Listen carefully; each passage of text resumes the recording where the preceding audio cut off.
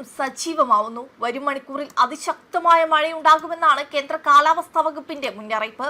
കൂടാതെ വരും ദിവസങ്ങളിൽ സംസ്ഥാനത്ത് വിവിധ ജില്ലകളിൽ ഓറഞ്ച്, യെല്ലോ അലേർട്ടുകൾ പ്രഖ്യാപിച്ചിട്ടുണ്ട്. മലപ്പുറം, കോഴിക്കോട്, വയനാട്, കണ്ണൂർ, കാസർഗോഡ് ജില്ലകളിലാണ് നാളെ യെല്ലോ അലേർട്ട് നിലനിൽക്കുന്നത്.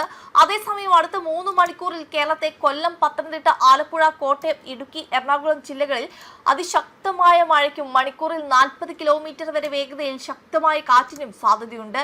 ഇതുകൂടാതെ തിരുവനന്തപുരം, തൃശൂർ, മലപ്പുറം, കോഴിക്കോട്, കണ്ണൂർ, കാസർഗോഡ് ജില്ലകളിൽ ഒറ്റപ്പെട്ട ഇടങ്ങളിൽ അതിശക്തമായ മഴയ്ക്കും മണിക്കൂറിൽ 40 കിലോമീറ്റർ വരെ വേഗതയിൽ ശക്തമായ കാറ്റിനും സാധ്യതയുണ്ടെന്ന് കേന്ദ്ര കാലാവസ്ഥാ വകുപ്പ് അറിയിച്ചു.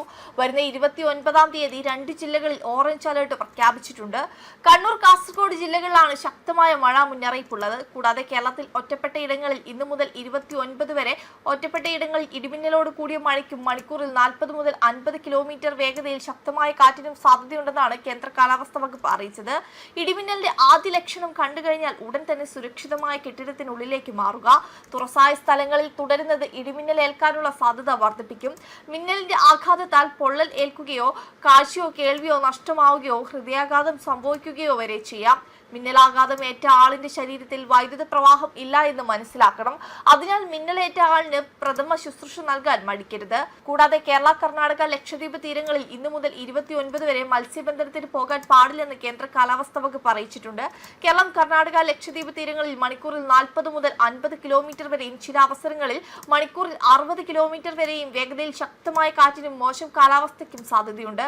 കൂടാതെ സൊമാലിയൻ തീരം, ഒമാൻ തീരം, തെക്ക് പടിഞ്ഞാറൻ അറബിക്കടൽ, മധ്യ പടിഞ്ഞാറൻ അറബിക്കടൽ, വടക്ക് പടിഞ്ഞാറൻ അറബിക്കടൽ എന്നിവിടങ്ങളിൽ മണിക്കൂറിൽ 45 മുതൽ 55 കിലോമീറ്റർ വരെയും ചില അവസരങ്ങളിൽ 65 കിലോമീറ്റർ വരെ ശക്തമായ കാറ്റിനും സാധ്യതയുണ്ടെന്നാണ് അധികൃതർ അറിയിച്ചിരിക്കുന്നത്. കൂടാതെ മഴക്കാലമായിട്ടും വയനാട്ടിൽ മഴയില്ലാത്തത് കാർഷിക മേഖലയെ ദോഷകരമായി ബാധിച്ചു തുടങ്ങിയിരുന്നു. കുരുമുളക്, കാപ്പി, കവുങ്ങ്, നെല്ല് കർഷകരെല്ലാം ദുരിതത്തിലാണ്. എല്ലാ വർഷവും കർക്കിടകത്തിന് മുമ്പായി മികച്ച മഴ ലഭിക്കാറുണ്ടായിരുന്നു. ഇത്തവണ മഴ ലഭിക്കാത്തതിനാൽ കാർഷിക വിളകളുടെ ഉൽപാദനം കുറയും.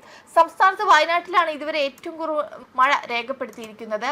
ഇതിൽ തന്നെ ഏറ്റവും മഴ കുറവ് പുൽപ്പള്ളി, മുള്ളൻകൊല്ലി പഞ്ചായത്തുകളിലാണ്. കർണാടക അതിർത്തിയോട് ചേർന്ന് കിടക്കുന്ന കേരള അതിർത്തി പ്രദേശങ്ങളിൽ മഴയില്ലാത്തതിനാൽ കൃഷിപ്പണികൾ മുടങ്ങിയിരിക്കുകയാണ്. കബനിയിലും നീരൊഴുക്ക് ശക്തമായിട്ടില്ല.